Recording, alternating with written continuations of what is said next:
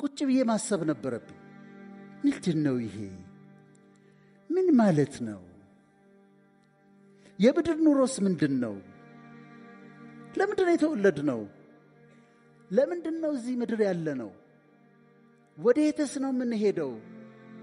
የሚል የሚኒንግ ጥያቄ፣ የኤግዚስተንሻሊዝም ጥያቄ። ኤግዚስተንሻሊዝም ማለት የምድር ኑሮን ትርጉም ፍለጋ የሚያጠና ፍልስፍና አካል ነው። ለምንድን ነው ያለ ነው? በጣም አጭር ነው። ልክ እንደ እንፋሎት ነው እንደሚል ቅዱስ ቃሉ። ሻይ ስታፈሉ ስትከፍቱት እንፋሎቱ እንደሚወጣ ወዲያው ደግሞ እንደሚጠፋ እንደዛ ነው። እኔ ሐኪም ከሆንኩኝ ከሜዲካል ስኩል ከወጣን 25 ዓመት ሆኖኛል። አልፏል። ከዛም ግን በቃ እንደዚህ ነው ሄደው። ስለዚህ what does it really mean life ሲባል ምን ማለታችን ነው? እንዴት ነው እዚህ ምድር ላይ የምንኖረው? ለምንድን ነው የምንኖረው? እኔ ብቻ አይደለም፣ እነዚህ እንትና ነጋሽ እንትና ለምንድን ነው የሚኖሩት? እኔን የዛሬ ከብዙ ዓመት በፊት ወደ መንፈሳዊ ዓለም ያመጣኝ ይሄ ጥያቄ ነበር። ምንድን ነው ሪሊ የምንኖረው? ለምንድን ነው የሚለው ጥያቄ ነበር።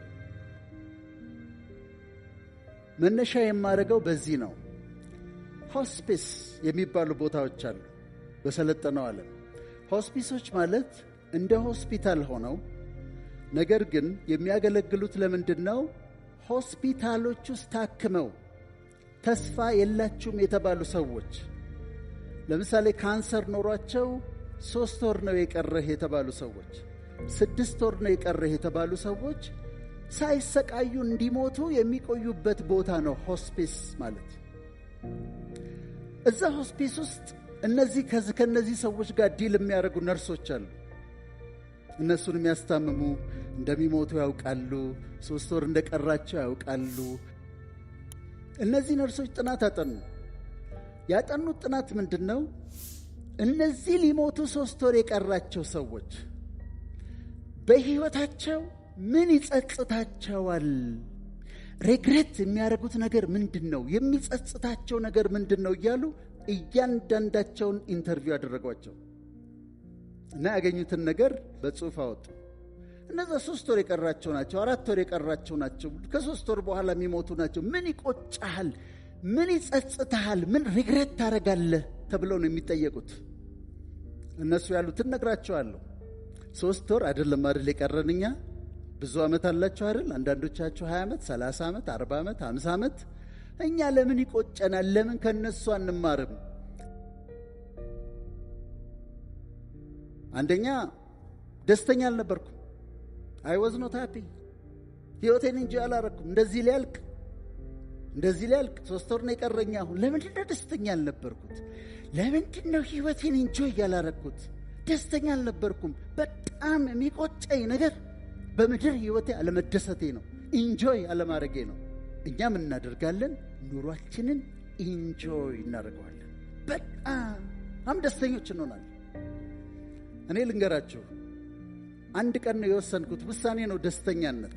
ሳየው ላይፍ ይሄን ሳስተካክለው ይሄ ይበላሻል፣ ይሄኛውን ሳስተካክለው ይሄኛው ይበላሻል፣ ይሄን ሳስተካክለው ይሄኛው ይበላሻል። በፍጹም መቼም ፐርፌክት አይሆንም። ሳየው ሳልደሰት ልሞት ነው። ስለዚህ አንድ ቀን ቆምኩኝና ራሴን ዶክተር ብዬ ጠርቼ ከዛሬ ጀምሮ አልኩኝ፣ ከዛሬ ጀምሮ ዶክተር ወዳጄን የሚባለው ሰው ደስተኛ ነው ብዬ ወሰንኩ። ለመሰላችሁ ማን ደሰተው? አንድም የኋላ ሕይወታችን እየመጣ ይነዘንዘናል። እንዲያርገህ ነበር፣ አንተ እንደዚህ የሆነ ነበር፣ እንደዚህ የሆነ ነበረ እና ምን ላርግህ? ወደዛ ዝጉትና ክሎዥር አበጁና ያለፈው ሕይወታችሁ የዛሬውን እንዳይረብሽ አድርጉት። እኔ አሁን መደሰት አለብኝ፣ ኢንጆይ ነው የማደርገው።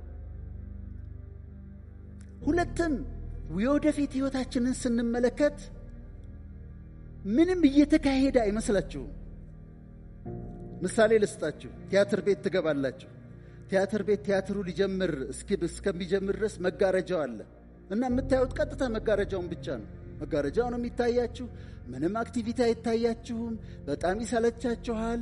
ቶሎ ይጀመር እያላችሁ ታጨበጭባላችሁ።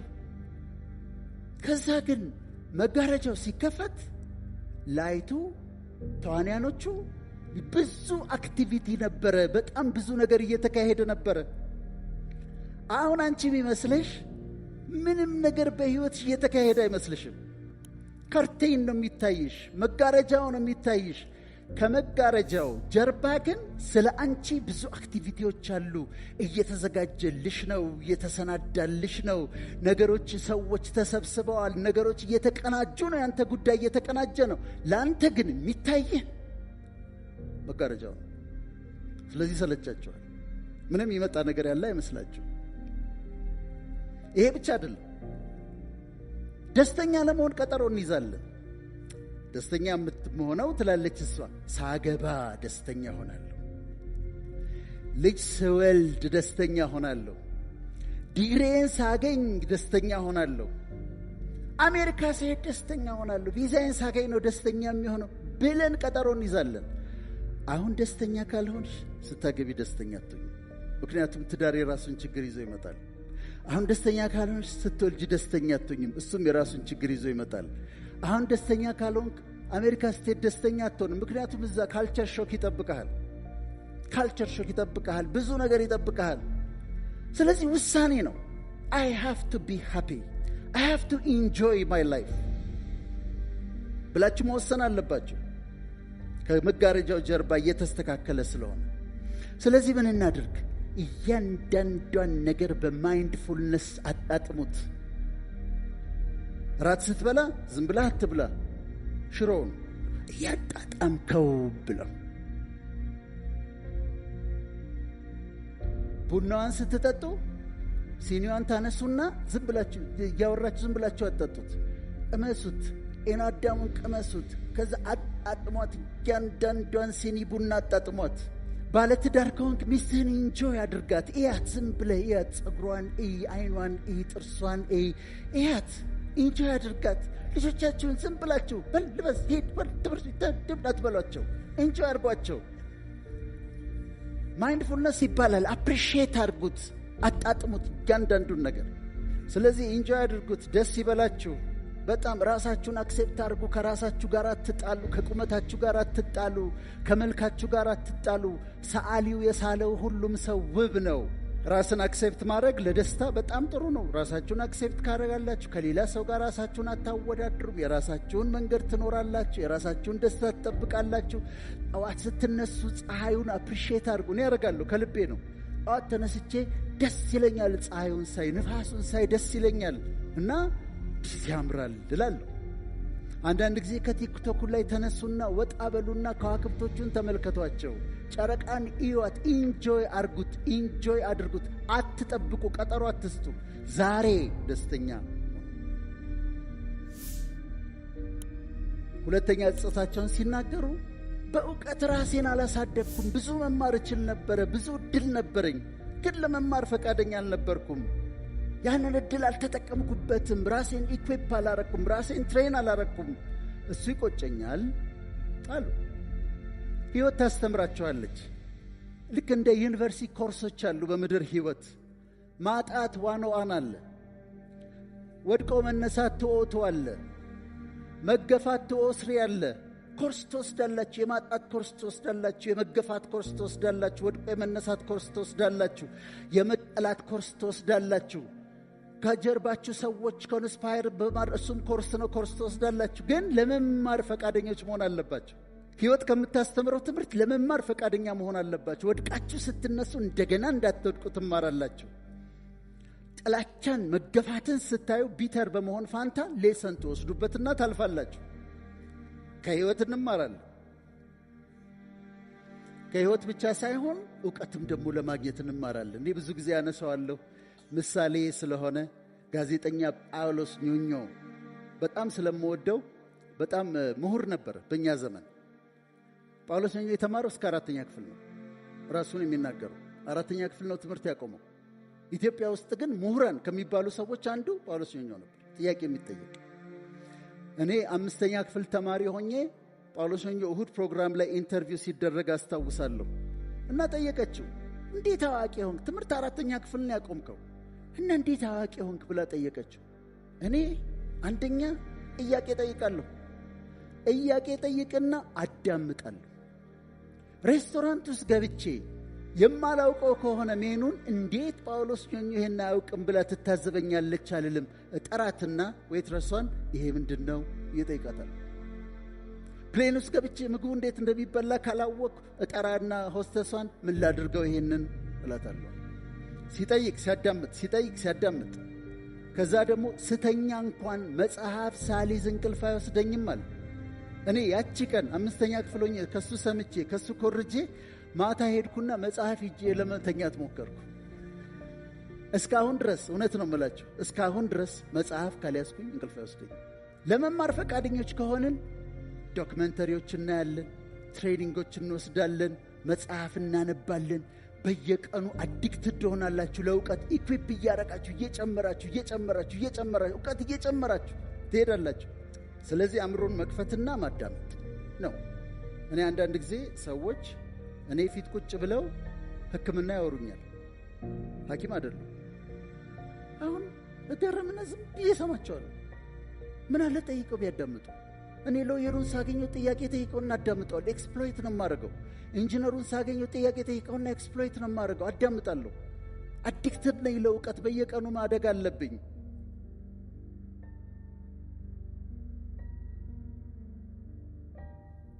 ሶስተኛ ራሴን አልተንከባከብኩም። ይኸው እንዲህ ያደረሰኝም እኮ እሱ ነው። በምግብ ራሴን አልተንከባከብ፣ በስፖርት ራሴን አልተንከባከብ፣ ጥሩ እንቅልፍ አልተኛው፣ እረፍት አላርፍም ነበረ። ራሴን አልተንከባከብ። አቢዩዝ ነው ያረኩት። ራሴን በጣም ነው አቢዩዝ ያረኩት። ቆጨኛል። ምን አለ ስፖርት ብሰራ ኖሮ፣ ምን አለ ኒውትሪሽኔን ባስተካክል ኖሮ፣ ምን አለ ራሴን ብንከባከብ ኖሮ ብለው ይላሉ። በጣም ቻሌንጅ አደርጋቸዋለሁ እዚህ ጋር። እዛ ውስጥ ከነበሩት ሰዎች ሴቶችም አሉ። አንዳንዶቹ ብሬስት ካንሰር ነበራቸው የነበረው።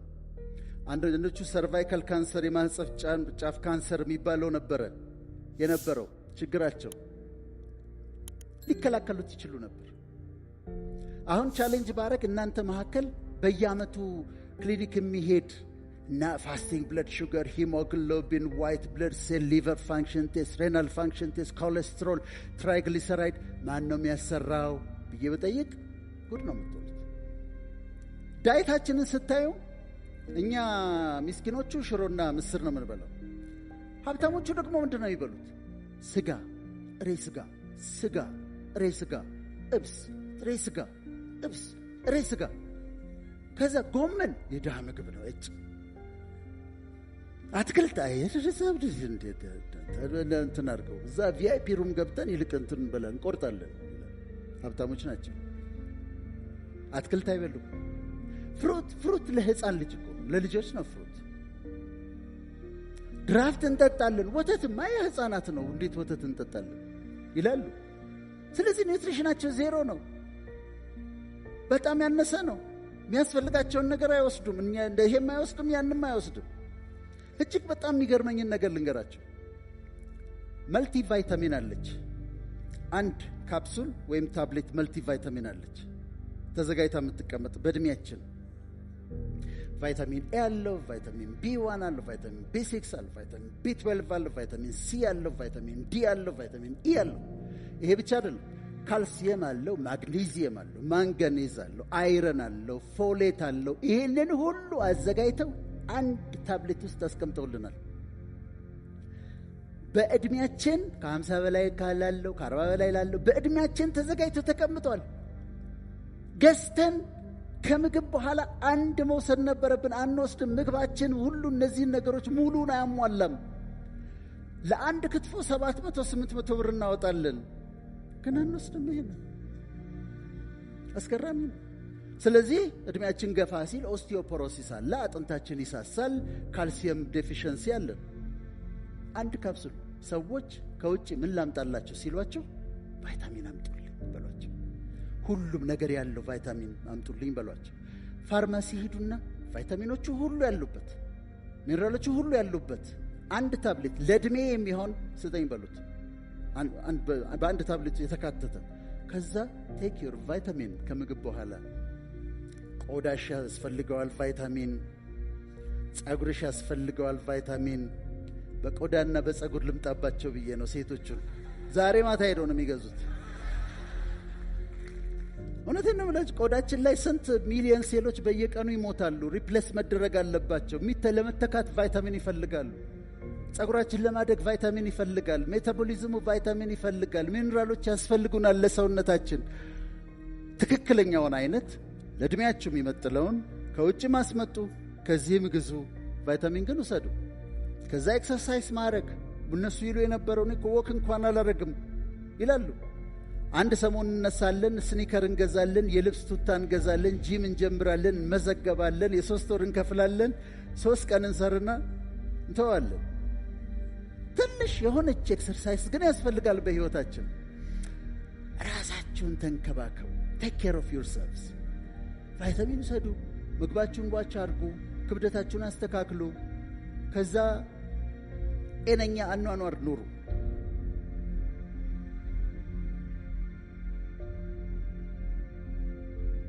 አራተኛ የኖርኩት በቂምና በጥላቻ ነው። ምጠላቸው ሰዎች ነበሩ። ሄትሬት ነበረብኝ፣ ቂም ነበረብኝ፣ ንዴት ነበረብኝ ሰዎች ላይ። እንደዚህ ለሚያልፍ ሕይወት እንደዚህ ለሚያልፍ አሁን 3 ወር ነው የቀረኝ። ለምን በጥላቻ ኖርኩኝ? ለምን በቂም ኖርኩኝ?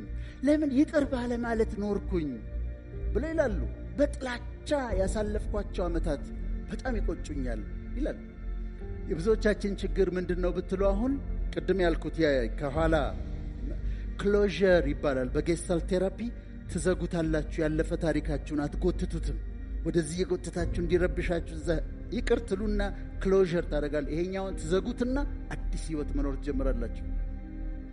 አንዳንድ ሰዎች አሉ የሚያናድዱ አይደል? እኔም አሉ እኮ የሚያናድዱ ቅጥል የሚያደርጉኝ። እሱ እንዴት ይቅር ልለው እችላለሁ? እሷ እንዴት ይቅር ልላት እችላለሁ?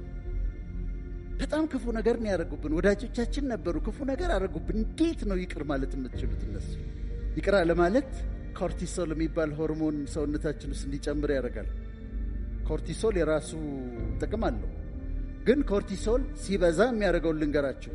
ደም ብዛት ይጨምራል። ደም ብዛት ያመጣል ሃይፐርቴንሽን፣ ስኳር ያመጣል ዲያቤቲስ መልተስ፣ ፔፕቲክ አልሰር ዲዚዝ ያመጣል የአንጀት የጨጓራ ቁስለት፣ ኢንተስቲናል ፖሊፖሲስ የሚባል አለ የትልቁ አንጀት ላይ የሚወጣ፣ አስም ያመጣል አስማቲክ ዲስኦርደር፣ ቶሎ ያስረጃል፣ መስመሮች ይወጣሉ፣ ቶሎ ፊታችን ያረጃል፣ ሰውነታችን ያረጃል፣ ከዛ እድሜያችን ያጥራል። አእምሮ ላይ ደግሞ ጭንቀት ያመጣል፣ ዲፕሬሽን ያመጣል፣ እንቅልፍ ማጣት ኢንሶምኒያ ያመጣል። እነዚህን ሁሉ ያመጣል። አላስፈላጊ ውፍረት ሁሉ ያመጣል። ኦቤሲቲ ያመጣል። ኮርቲሶል ምን ሲሆን? ቂም ስንይዝ፣ ጥላቻው ስንሆን ሆርሞን ይጨምራል። እሱ ብቻ አይደለም። 61% ካንሰር በቀጥታ ከቂም ጋር የተያያዘ ነው። በቀጥታ 61% ኮዝ ኢፌክት አይደለም፣ አሶሲዬሽን ነው የሚባለው። አሶሲዬት ይደረጋል። 61% ካንሰር ከቂም ጋር የተያያዘ ነው። ለዚህ ነው አሁን ለካንሰር ሕክምና ሲሰጥ ምን ተጀመረ? ኬሞቴራፒ ይሰጣል፣ ሬዲዬሽን ቴራፒ ይሰጣል፣ ሕክምና ሁሉ ይሰጣል። ከዛ ፎርጊቭነስ ቴራፒ ተጀመረ። እዛ ሆስፒታል ውስጥ ሳይኮቴራፒ የሚሰጡና ሰዎቹ ይቅር እንዲሉ የሚያደርጉ ሳይኮሎጂስቶች ገቡ። ምክንያቱም ፎርጊቭ ሲያደርግ የመዳን እድላቸው ከፍተኛ ነው። ካንሰር ያመጣል፣ ፔፕቲክ አልሰር ዲዚዝ ያመጣል።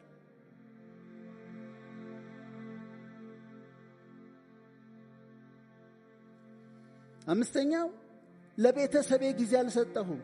ኮሚቴ ስብሰባ ስል ልጆቼ ሳላያቸውን ያደጉት። ለባለቤቴ ጊዜ አልሰጠዋትም። ለእናቴ ጊዜ አልሰጠዋትም። ቁጭ ብዬ አላዋራትም ነበር። ለአባቴ ጊዜ አልሰጠሁትም። እኔ የራሴን ፖፑላሪቲ ሳሯሩጥ ኮሚቴ ስል፣ ስብሰባ ስል፣ ምን ስል፣ ቦርድ ስል ለቤተሰቤ ጊዜ አልሰጠውም። ይቆጨኛል ይላል። ልጆቼን ሳላያቸውን ያደጉት። ለእናቴ ጊዜ አልሰጠዋትም። ለአባቴ ጊዜ አልሰጠሁትም። ብዙ ሰክሰስፉል አባቶች ምን ይመስላቸዋል? ቆንጆ ጫማዎች ለልጆቻቸው ይገዛሉ። የጂንሱ አይነት በየአይነቱ ነው። አይፓዱ፣ አይፎኑ፣ ፕሮማክስ ነው የሚገዛላቸው ለልጆቻቸው። በየመኝታ ቤታቸው ቲቪ ሴት ገብቶላቸዋል። ኔትፍሊክስ ገብቶላቸዋል። አስጠኝ ተቀጥሮላቸዋል። ምግቡ ጠረጴዛውን የሞላ ነው። አባት ይህንን ሁሉ አድርጓል። እሱ ግን የለም ቤት ውስጥ። እሱ ምን ይመስለዋል? ሁሉ እንደሰጣቸው 50% አልሰጣቸውም። እነሱ አባታቸውን ይፈልጉታል። ከሱ ጋር መላፋት ይፈልጋሉ፣ መጫወት ይፈልጋሉ፣ ማውራት ይፈልጋሉ። 18 ዓመት ከሞላቸው በኋላ ሊቀጣቸው ዲሲፕሊን ሊያረጋቸው ሲል ዞር በል ይሉታል። ወይም እንደኛ እንደ ሐረር ልጆች ወለበል ይሉታል። ዞር በል ወደዛ ይሉታል። ለምን ያልነበረም he was not there። ለእናንተ ብዬ እኮ ነው ያንን እንዲሳረግ አንተ አልነበርክም፣ የት ነበርክ አንተ ይሉታል። ወይም ደግሞ አቅም ያላቸው ይወስዱና አሜሪካ የሆነ ከተማ ይጥሏቸዋል። ትምህርት ቤት አስገብተው ገንዘብ ስላላቸው ከ9ኛ ክፍል ወስደው ይጥሏቸዋል። 12 ከጨረሱ በኋላ ኮሙኒኬት ማድረግ አስቸጋሪ ነው። አልነበርክም አንተ አልነበርክም። እና ለቤተሰቦቻችሁ ጊዜ ስጡ። እናቶቻችሁ በህይወት ያሉ ሰዎች እዚህ መካከል በጣም እድለኞች ናቸው። እኛ እንዴት እንደሚያንገበግበን አታውቁ። ቁጭ ብለህ ሂድና ከማዘር ጋር ቡና እየጠጣ ሽሮ እየበላ አውራቸው፣ አዳምጣቸው። ቤተ ክርስቲያን አብራቸው ሂድ፣ መስጊድ አብረሻቸው ሂጂ። ፋዘር ካሉ ቁጭ ብለህ አጫውታቸው፣ ጊዜ ስጣቸው። እህት ወንድሞቻችሁ ካሉ ጊዜ ስጧቸው። ቁጭ በሉና እስቲ ያዋሯቸው። እንዴት ነው ህይወት? እንዴት ነው ትምህርት ቤት? እንዴት እየሆነ ነው? ቶክ ቱ ደም። ጊዜ ስጧቸው። በኋላ ቤኔፊቱን ታጭዳላችሁ። ለቤተሰቦቻችሁ ጊዜ ስጡ፣ ደስ ይበላችሁ። ለእናንተ ትንሽ የሆነ ነገር ለነሱ በጣም ትልቅ ነውና ጊዜ ስጧቸው፣ እንደምትወዷቸው ንገሯቸው።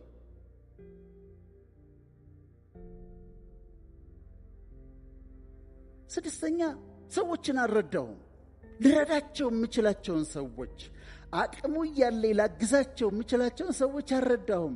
የአክስቴን ልጆች፣ የእህቴን ልጆች፣ የወንድሞቼን ልጆች ልረዳቸው እየቻልኩ ግን አልረዳኋቸው። ምን አለበት ብረዳቸው ኖሮ፣ ምን አለ ባካፍል ኖሮ ይላሉ። ለምንድነው ሰው ያልረዳሁት? ይችል ነበር። እኔ አንድ ኢንሲደንት ልንገራቸው። በጣም የሚቆጭ ስኩል ኦፍ ቱሞሮ ልጆቼ ይማራሉ። ልጆቼን ማደርሰው እኔ ነኝ። ህፃን ሆነው መልሰው እኔ ነኝ። ከዛ እዛ ጋር ስቆም አንዲት ሴት አለች፣ በዛኛው ሳይድ ትቆማለች። እንዲሁ ሰላም እንባባለን በሩቁ። ግን ልታናግረኝ እንደምትፈልግ ይገባኛል። ትፈራለች ግን እኔም ደግሞ እፈራለሁ። ላናግራት ፈልጊያለሁ፣ ግን ሌላ ነገር እንዳይመስላት እያልኩኝ ግን እፈራለሁ። ልታናግረኝ እንደምትፈልግ ግን ይገባኛል። ከዛ ሳያት ልጆቿን አድርሳ አሁንም ልታናግረኝ፣ ከዛ እኔ ደግሞ አሁን ዝም ብዬ ሄጄ ባናግራት ወይ ሌላ ነገር ቢመስላት እያልኩ እፈራለሁ። እንዲህ እንደተፈራረን ከቆየን በኋላ ከስንት ጊዜ በኋላ ዜና ሰማሁ። ዜናው ምንድነው? እሷ ባለትዳር ነበረች፣ ከባሏ ጋር ተለያይታለች። ባሏ በጣም ጨካኝ ሰው ነበር። 2 ልጆች አሏት። ትምህርት ቤት ይዛቸው ትመጣለች። መስቀል ፍላወር ጋር ፍላሚንጎ ጋር በመኪና ተከታትሎ ኤክስ-ሃዝባንዷ በጥይት ደብድቦ ገደላት።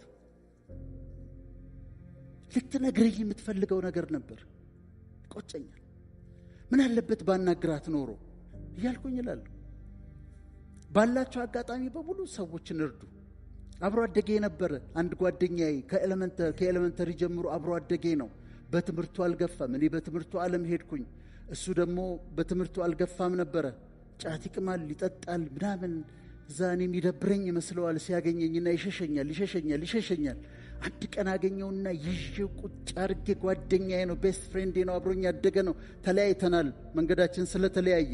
አንድ ቀን ግን አነጋግረዋለሁ። ሲሪየስሊ ቀጠሬ አነጋግረዋለሁ አልኩኝ። ባለፈው ስልክ ደወሉልኝ። ቢኒያም ይባላል። ቢኒያም አረፋል። አያችሁ እንዴት ይቆጫል በጣም። ስለዚህ እንዳይቆጨን ማድረግ ያለብንን ነገር እናድርግ። ሰዎችን ልትረዱ በምትችሉበት መንገድ እርዷቸው። ባገኛችሁት አጋጣሚ አትለፏቸው። ምን እንደሚፈጠር አታውቁ።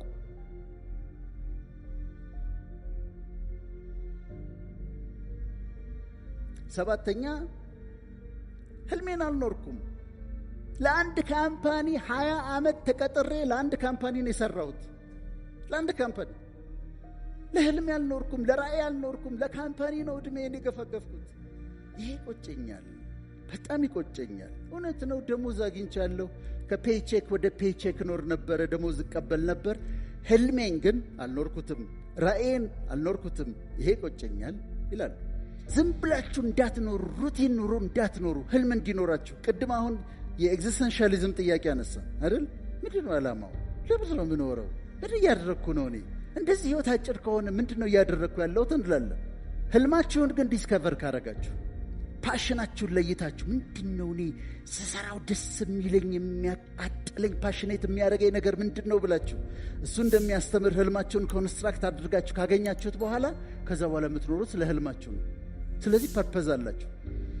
እነዚህ ሰዎች ደሞዝተኛ ሆኑ፣ ከዛ በደሞዙ ኖሩ። ህልም ነበራቸው፣ ህልሙን አልኖሩትም።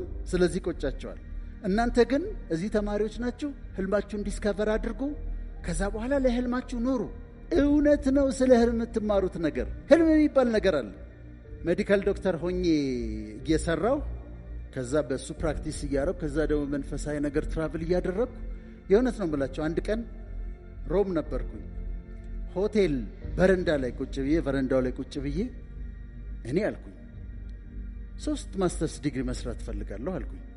ሜዲካል ዶክተር ብቻ ነበርኩ የዛ ጊዜ። በምን ሳይኮሎጂ ባጠና አልኩኝ። ሳይኮሎጂ ወድ ስለነበረ።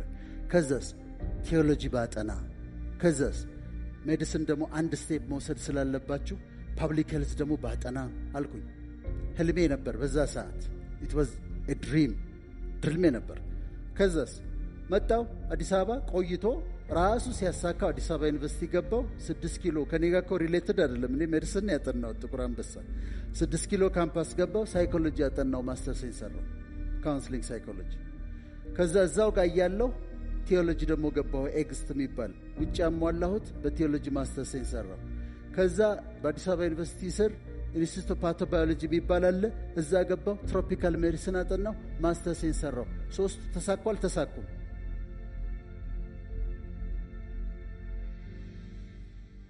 ሁሉ ጊዜ 2 ሴት ልጆች ይታዩኝ ነበር ድሮ ጀምሮ።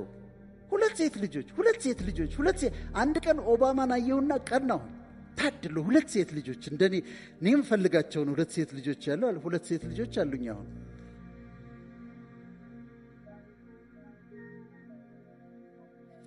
በጣም የምጠላው ነገር መቀጠር ነበረ።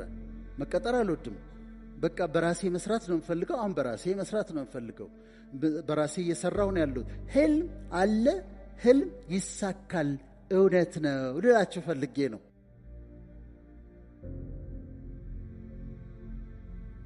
አንዳንዶቹ ደግሞ 8ኛ ለምንድን ነው የለፋሁት ይላሉ።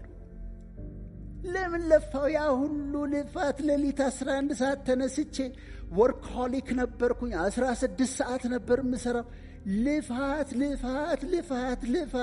ቤት ሰራው፣ ይሄን አደረኩ፣ ይሄው ልሄድ ነው። ልፋቴ ምን ነበረ? ወርክሆሊክ ነበርኩኝ ነው የሚሉት። ውጪ እዛ ስለተሰራ ነው። እኛ ሀገር ብዙ ላይ ሰራ ይችላል፣ ግን እዛ 16 ሰዓት ይሰራሉ፣ 2 ሰዓት ይሰራሉ፣ 8 ሰዓት አንድ ጊዜ፣ 8 ሰዓት አንድ ጊዜ። ግን ስቲል እኛ ጋር ይሰራል። እኛ ጋር የሚሰራው መሰላችሁ? በልፋትና በትጋት መካከል ልዩነት አለ። ልፋት እርግማን ነው። ልፋት ዝም ብሎ መልፋት፣ መኳተን፣ መልፋት። በአፖሰጥ የሆነ ቢዝነስ ውስጥ መግባት፣ መሞከር፣ መክሰር፣ እዛ ውስጥ መግባት፣ መክሰር፣ እዛ ውስጥ መግባት፣ ከዛ ይሄ እርግማን ነው። ትጋት ግን ዲሊጀንስ ግን በረከት ነው። አስተውላችሁ ነው የምትገቡት። በትጋት ትሰሩታላችሁ፣ በጥራት ትሰሩታላችሁ። ኢፌክቲቭ ናችሁ፣ ኤፊሽንት ናችሁ። ይሄኛው በረከት። ስራችሁን ትሰራላችሁ። አሜሪካ ውስጥ እኔ ከማውቃቸው በጣም የሚገርሙ ስራዎች ልንገራችሁ። በጣም የሚገርም ስራ ኤርፖርት ላይ የማየው ነጮች ናቸው የሚሰሩት። በጣም ገንዘብ የሚያስገኝ ስራ ጫማ መጥረግ ነው። ከፍ ያሉ ወንበሮች አሉ ኤርፖርት ላይ። ከፍ ያለ ወንበር ላይ ይቀመጣሉ። መጥተው የሚቀመጡት ሀብታሞች ናቸው። ከዛ ነጮች ናቸው የሚሰሩት። አያስነኳችሁም? እንደው ድች ጨርቅ እንደዚህ ይዘው ድች እያደረጉና $100 ሰጥተዋቸው ይሄዳሉ። በየደቂቃው $50፣ $100፣ $50፣ $100 ማአት ዶላር ተሸክመው ነው የሚሄዱት በቀን። ለምንድን እንዴት አንተ ጫማ ትጠርጋለህ ብትለው ያማሃል ወይ ነው የሚለው። ምን ማለት ነው ነው የሚለው። ምክንያቱም ገንዘብ ያገኝበታል፣ ወደ ራእዩ ይገባበታል፣ ይጠቀሙበታል። አንድ ጊዜ ከሆቴል ወደ ኤርፖርት ይሄዳሉ በታክሲ። የዛ ጊዜ ታክሲ ነበር፣ ኡበር አልተጀመረም። እና ከሰውየው ጋር ማውራት ጀመርን። ከባለ ታክሲው ጋር ስናወራ ኢንጂነር ነኝ አለኝ። አማን ኢንጂነር አለ። እንዴ ኢንጂነር ሆነህ እንዴት ታክሲ ትነዳለህ አልኩት። ይሁት እንደዚህ ነው። ዞር ብሎ አየኝና what do you mean አለኝ። ወዲህ ደግሞ ከልቤ ነው። ኢንጂነር ከሆንክ ለምን ትነዳለህ ታክሲ አልኩት። በኢንጂነሪንግ እሰራለሁ፣ ቤት እዳለብኝ፣ ትርፍ ሰዓቴ ደግሞ ታክሲ ነዳለሁ፣ ገንዘብ አገኛለሁ፣ ወዳይን እከፍላለሁ። ምን ማለት ነው አለ። እሺ በቃ እንግዲህ ከኢትዮጵያ ነው የመጣ ነው ወዳጄ ብዬ ነጭ ነው፣ በጣም ገርሞታል በጣም። ስለዚህ ጫማ ይጠርጋሉ፣ ይሰራሉ፣ በትጋት ትሰራላችሁ። እናንተን እንግዳችሁን ስትሄዱ ስራችሁን ስትሰሩ እቺ በጣም ስለምወዳት ልንገራችሁ። ሰረንዲፒቲ የምትባል ነገር አለች። ሰረንዲፒቲ አጋጣሚ ነች፣ ግን የታቀደች አጋጣሚ ነች። ምሳሌ ልንገራችሁ። እኔ ከዚህ ቤት ወጣው፣ ከዚህ አዳራሽ ልክ ከዚህ አዳራሽ ስወጣ አንድ ሰው እየመጣ ነበረ። እተች በሯ ጋር ተገናኘን። 1 ደቂቃ ብዘገይ አላገኘውም፣ 1 ደቂቃ ቢዘገይ አያገኘኝም። ግን በዩኒቨርስ ላይ ካልኩሌት ተደርጎ እኔም ወጣባት ደቂቃ እሱም የመጣባት ደቂቃ ሰረንዲፒቲ ተገናኘን። አጋጣሚ ነው፣ ግን የታቀደ አጋጣሚ ነው። አንድ ጊዜ አንዲት ነጭ ኢትዮጵያ መጣ መጽሐፍቶች ማስገባት ፈለገች። አንድ ሰው አታውቅም ኢትዮጵያ ውስጥ። በተለይ የትምህርት ሚኒስቴር ማግኘት እንዳለባት ተነግሯታል። ከዛ ማንም አታውቅም። መጣ አነጋግራ ልትሄድ ነውና መጽሐፍቶች ዶኔሽን ማምጣት ነው የፈለገችው። በኋላ በቃ እንግዲህ እግዚአብሔር ያለው ይሆናል አለችና ፕሌን ውስጥ ገባች። ፈርስት ክላስ ነው የተቀመጠችው። አጠገቧ አንዲት ሴት ተቀምጣለች እና እየፈራች እንደው መጽሐፍ ላስገባ ነበር፣ ዶኔሽን ላስገባ ነበር የፈለኩት አለቻት። ለኢትዮጵያዊቷ ነው የምትላት። አንንም ሰው አላውቅም። በተለይ ትምህርት ሚኒስቴር ሄጄ ሰዎችን ማነጋገር አለብኝ እና ትረጅኛለሽ ወይ አለቻት። ከዛ ኢትዮጵያዊቷ ሳቀችና አወረዳሻለሁ አለቻት። ትምህርት ሚኒስቴር ሰው ታውቂያለሽ አለች። አዎ አውቃለሁ፣ ግድ የለም ችግር የለም አለቻት። ትረጅኛለሽ? አዎ እኔ ገነት ዘውዴ ይባላሉ፣ የትምህርት ሚኒስትሯ ነኝ አለች።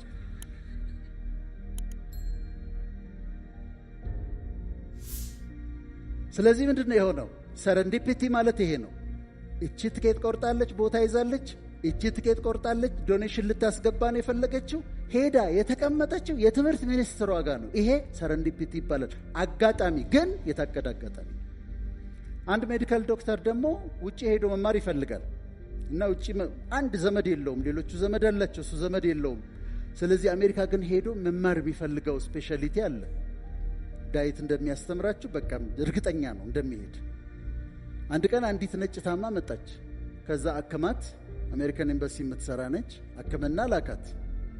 በማግስቱ በኢመርጀንሲ ነበር እሱ ያከማት። በማግስቱ ከፍ ላለ ሕክምና መሄድ አለብሽ ወደ አሜሪካ ተባለች። ሌላ ክሊኒክ ሄደችና ግን ብቻሽን መሄድ አትችይም፣ ከአንድ ሐኪም ጋር አብሮሽ መሄድ አለበት ተባለች። ምክንያቱም አንድ ሜዲካል ዶክተር አብሮሽ መሄድ አለበት ፕሌን ውስጥ ብትታመሚ። ስለዚህ አንድ ስፔሻሊስት አብሮሽ ይሄዳል አሏት። ከዛ እሷ አንድ ሐኪም መሄድ ካለብኝ በጣም ጥሩ አድርጎ ትሪት ያደረገኝ ትናንትና ሌሊት በኢመርጀንሲ ያከመኝ ሐኪም ነው አለች። ከዛ መጡና እባክህን አሉት። ፕሊዝ እባክህ። ያቺ ሴት ለምን ሌሊት እዛ ጋር መጣች? ለምን እሱ ጋር መጣች? አጋጣሚ። ምን አይነት አጋጣሚ? የታቀደ አጋጣሚ። ሰረንዲፒቲ የሚባለው ይሄ ነው። ሰረንዲፒቲ የሚባለው ይሄ ነው። ባቸው ሁለቱ መገጣጠም ነበረበት። ሰረንዲፒቲ ይባላል። ጫማ መጥረግ ከሆነ አንተ ጥረግ፣ መስራት ያለብህን ስራ ማድረግ ያለብህን ስራ፣ የታሰበልህ የህልምህ መንገድ በአጋጣሚ ግን በታቀደ አጋጣሚ በሰረንዲፒቲ ይሳካል። 9ኛው ለሰዎች ፍቅሬን አልገለጽኩም። እወድሻለሁ አላልኩም፣ እወድሃለሁ አላልኩም፣ ታንኪው አላልኩም። ሰዎችን ፍቅሬን አልገለጽኩም። አይ ዋስ ቱ ሲሪየስ። ኮስተራ ነበርኩ። በቃ ኮስተር ያልኩኝ ሰው ነበርኩኝ። ፍቅሬን የምገልጽ ሰው አልነበርኩም። ለስላሳ አልነበርኩም። በጣም ሃርድ ነበርኩኝ፣ ሃርሽ ነበርኩኝ። ስለዚህ ይቆጨኛል ይላል። አልተናገርኩም። እወድሻለሁ፣ በጣም እወድሻለሁ ማሚ፣ እናቴ እወድሻለሁ፣ ማማዬ በጣም ነው የምወድሽ አልልም ነበረ። ኮስታራ ነበርኩ። አንዳንዴ ይገርመኛል። የእህት ልጆቻችን የወንድም ልጆቻችንን ኮስትር እንልባቸዋለን። ኮስትር። ትምህርት እንዴት ነው? ሰምቻለሁ ጥሩ እንዳገኘ ጎበዝ። እንዴ ታዲያ ምን አለ ብለህ ምን ትቆጣዋለህ? ጎበዝ ከሆነ ኮስተር ብለን እንዲሁ አቀፍ አድርገን አናጫውታቸውም። ጎበዝ ቅፍ አድርገን አናወራቸውም። ካልቸራችን ነው፣ የተለመደ ነው። በቃ ሶፍት መሆን፣ ለእህቶቻችን ሶፍት መሆን እንትን አይለንም። እኔ ልለማመድ እሞክራለሁ። እወድሻለሁ ማለት ለይቶ በወንድማዊ ጓደኛዊ ፍቅር እወድሻለሁ ማለት እንዳትሰናከልብህ። እየለያችሁ ግን ፍቅርን መግለጽ። እኔ እኮ እንደ እህቴ ነው የምወድሽ፣ ልክ እንደ እናቴ ልጅ ነው የምወድሽ። ስፔሲፊክ አደረጋችሁ። አንቺም እንደዛ እወድሃለሁ፣ እኔ አይ ላይክ ዩ፣ ደስ ትለኛለህ በጣም እንደ ወንድሜ ነው የምትመስለኝ ማለት። ቤተሰቦቻችንን ፍቅራችንን መግለጽ። ታንኪዩ ማለት አመሰግናለሁ፣ ይሄ ያደረክልኝ ነገር አረሳውም፣ ባለውለታዬን አመሰግናለሁ። ሰዎችን አፕሪሼት ማድረግ ማመስገን ያስፈልጋል። እና አፕሪሼት ማድረግ ደግሞ ማድነቅስ አሁንም እየለዩ እኔ በተለይ እርጉዝ ሴቶች ሳገኝ አላልፍም። ፕራይድ ኦፍ ፕሬግናንሲ የሚባል አለ። እንደዚህ ፕራይድ ኦፍ ፕሬግናንሲ የሚባለው ሳይወዱ እንደዚህ ይላሉ እርጉዝ ሴቶች አይደል? እሱ ፕራይድ ኦፍ ፕሬግናንሲ ይባላል። እና ሳገኛቸው ኤሌቬተር ውስጥ ምናምን ሳገኛቸው አንቺ እርግዝና እንዴት ያምርብሻል እላታለሁ። መቼም ለከፈኝ አትልም እርጉዞ ነው። ስለዚህ ነፃነቱን ይሰጠኛል፣ አፕሪሼት አደርጋለሁ፣ አደንቃለሁ። እኔ ማድነቅ በጣም ደስ ይለኛል። ስለዚህ አድንቁ፣ አፕሪሼት አድርጉ፣ ታንኪዩ በሉ። በቃ መልካምነትን አታቃቂ። ይሄ ደግሞ ስጦታዬ ነው። ፍቅራችሁን ግለጹ።